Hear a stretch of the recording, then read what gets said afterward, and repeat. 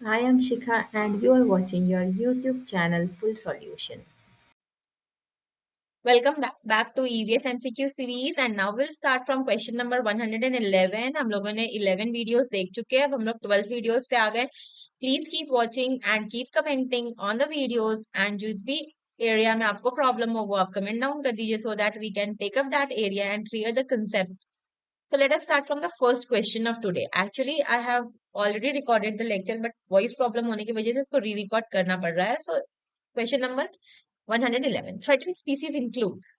Threaten मतलब वो species जिनको कोई किसी चीज का खतरा हो, जो थ्रेट में हो, जो कि खत्म होने वाली है. तो रेयर स्पीसीज वो स्पीसीज होती है जो बहुत कम मिलती है, बहुत रेयरली अवेलेबल है अर्थ पे, तो ये तो कभी भी खत्म हो सकती है, तो इनको तो खतरा है.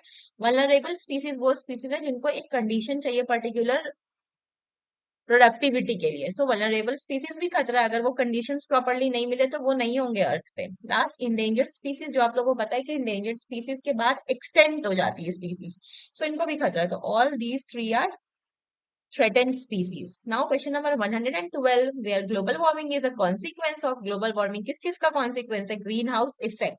ग्रीन हाउस इफेक्ट होगा तो ग्लोबल वार्मिंग होगा.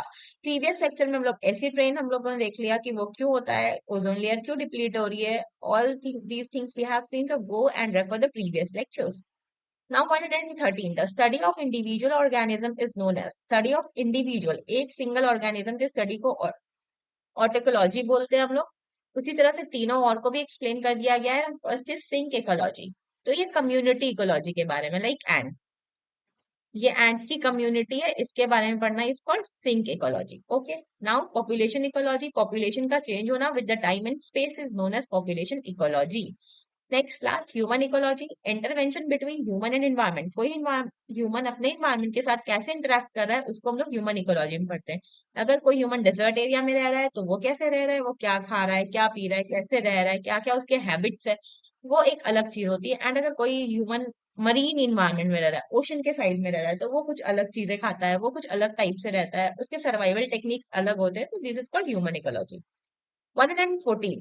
Phagotrophic mode of nutrition is found in. Phagotrophic mode of nutrition का मतलब पहले क्या होता है ये देख लीजिए. तो phagotrophic mode of nutrition मतलब कि engulf large food particles. एक बार में पूरा का पूरा एनिमल खा लेना, like big fishes small fishes को खा लेती है एक साथ में. उसी तरह से स्नेक किसी एनिमल को खाता है तो वो पूरा एक बार में अंदर ले लेता है. क्रोकोडाइल मगरमच्छ, आप लोगों ने कभी देखा होगा ज्योग्राफिकल चैनल चैनल, तो आप लोगों ने देखा होगा कि कैसे ये लोग काम करते हैं. So this type of nutrition is known as phagotrophic mode of nutrition. And ये कौन करते हैं? प्रोडक्ट्स तो करेंगे नहीं, डिकम्पोजर्स करेंगे नहीं, क्योंकि ये माइक्रो ऑर्गेनिज्म, ये तो इनगल्फ कर नहीं सकते, तो कंज्यूमर्स करते हैं. Lion, snake, big fishes, human, ये लोग करते हैं. Human in different different countries, अगर वो जैसे खा, उनकी ईटिंग हैबिट्स है. सी फूड जनरली खाया जाता है phagotrophic मोड ऑफ न्यूट्रिशन के according. Question number 115, an example of E waste. E मतलब इलेक्ट्रॉनिक, नाम से समझ में आ रहा है, mobile will be the answer, पर बाकी के बारे में भी देख लेते हैं. पेपर इज बायोडिग्रेडेबल वेस्ट, जो कि कहीं भी फेंक दो वो डिग्रेड हो जाएगा. प्लास्टिक सॉइल पोल्यूशन करवाती है. इंडस्ट्रियल एफ्लुएंट्स, अगर वाटर में डाल रहे तो वाटर पोल्यूशन होगा, वरना स्मोक से एयर पोल्यूशन होता है. Okay. 116, which of following is not a water borne disease. Typhoid, cholera, hepatitis, दो तीनों ही कंटामिनेटेड फूड एंड वाटर से होता है. एंड मिजल, ये एक वायरल डिजीज है.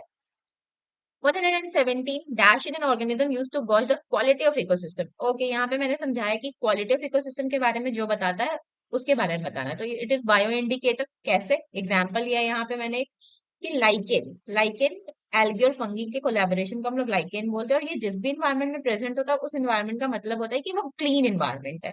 सो ये इंडिकेट कर रहा है ना, ये एक स्पीसीज है जो इंडिकेट कर रही है कि इकोनॉमी इकोलॉजी कैसी है.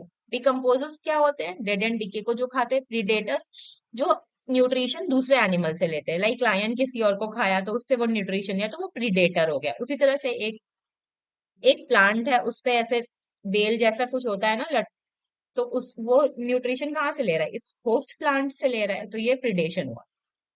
118, अब इसको ना बनाने का टेक्निक बताया गया था इस क्वेश्चन में कि इस टाइप के क्वेश्चंस को कैसे बनाते हैं. फॉर एग्जांपल, कौन सा इनकरेक्ट है. तो सबसे पहला, एग्जाम में इतनी हड़बड़ी होती है, आपके पास टाइम कम होता है, इसलिए आप वर्ड्स को पढ़ते ही नहीं हो कि इनकरेक्ट बोला है. तो इसको पहले सबसे पहले मार्क कर लेना होता है कि हाँ क्या लिखना है आपको, देखना है इन चारों ऑप्शंस में. Option A is global warming is a rise in average temperature of earth climate system. तो ग्लोबल वार्मिंग से अर्थ का टेम्परेचर इंक्रीज होता है. सही है, तो यहाँ पे सी लिख लो, correct. Okay.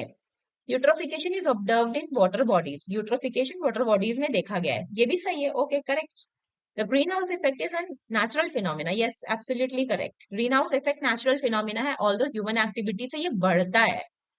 And last is ozone is harmless to breathe, ozone is not harmless to breathe, अगर ओजोन ब्रीदिंग में आ जाए तो ये बहुत हार्म करती है, पॉल्यूशन है ये, तो ये इनकरेक्ट हो गया, क्वेश्चन में हमसे पूछा है इनकरेक्ट, तो ये हो गया हमारा आंसर।